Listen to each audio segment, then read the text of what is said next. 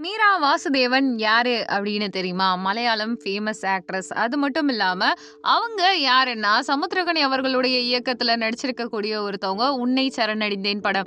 அதுக்கப்புறமா நிறைய படங்கள் அவங்க தமிழ்ல குடுத்துருக்காங்க. விளம்பரங்கள்ல வருவாங்க. ஒரு ஃபேஷனேட்டான ஒரு மாடல்னு சொல்லலாம். அவங்க ஃபேஸ் கட் அவ்ளோ லட்சணமா ஒரு அண்ணி, ஒரு அக்கா, ஒரு ஃப்ரெண்டு, ஒரு கேர்ள் ஃப்ரெண்டுன்னு எல்லா முகத்தோடையும் பொருந்தக்கூடிய ஒரு நபர்.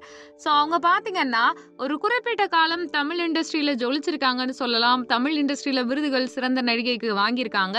அதுக்கப்புறமா மலையாளம் பக்கமே அவங்க போயிட்டாங்க. மீரா வாசுதேவன் முதல் திருமணம் பண்ணியிருந்தாங்க. அவங்களுக்கு ரொம்ப பிடிச்ச ஒரு காதல் திருமணமா அந்த திருமணம் அமைஞ்சிருந்துச்சு. விஷால் அகர்வால் அவர்களோட தான் இவங்களுடைய திருமணம். நல்லா தான் எல்லாமே போயிட்டு இருந்துச்சு. குறிப்பிட்ட காலங்களுக்கு அப்புறமா ஒரு டிவோர்ஸ். விஷால் அகர்வால் தனக்குன்னு ஒரு துணைய தேடிக்கிட்டாரு. இவங்களுடைய வாழ்க்கை அப்படின்றது நகர்ந்துகிட்டே தான் போச்சு. ஆனா இவங்களுக்குன்னு மறுபடியும் ஒரு காதல் மலர்ந்துச்சு.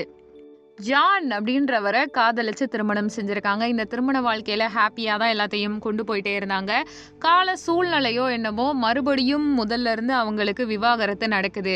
சரி, அவங்களுடைய வாழ்வியல் ஏதோ சரியில்லையா? என்னதான் நடக்குது அப்படின்னு யோசிச்சுக்கிட்டே இருக்கும்போது, விபின் அப்படின்னு சொல்லிட்டு ஃபேஷன் கோரியோகிராஃபரா இருக்கக்கூடிய ஒருத்தரை காதலிச்சு திருமணம் செய்றாங்க.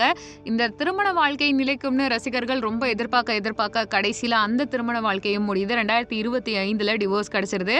ஸோ அவங்க என்ன தெரியுமா சொல்றாங்க? நான் இப்ப தனியா இருக்கேன். நானா இருக்கேன். எனக்கு ஒரு நிம்மதி பிறக்குது அப்படின்ற மாதிரி சொல்லியிருக்காங்க. இவங்களுடைய திருமண வாழ்க்கை எதுவுமே நிலைக்கல.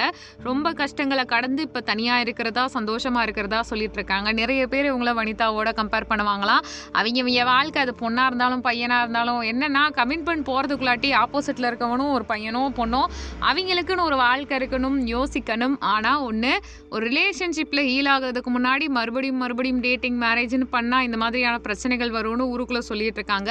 உங்களுடைய கருத்து என்னன்றதை கமெண்ட் பண்ணுங்க. நம்ம சேனலை லைக் பண்ணுங்க, ஷேர் பண்ணுங்க, சப்ஸ்கிரைப் பண்ணுங்க. தேங்க்யூ.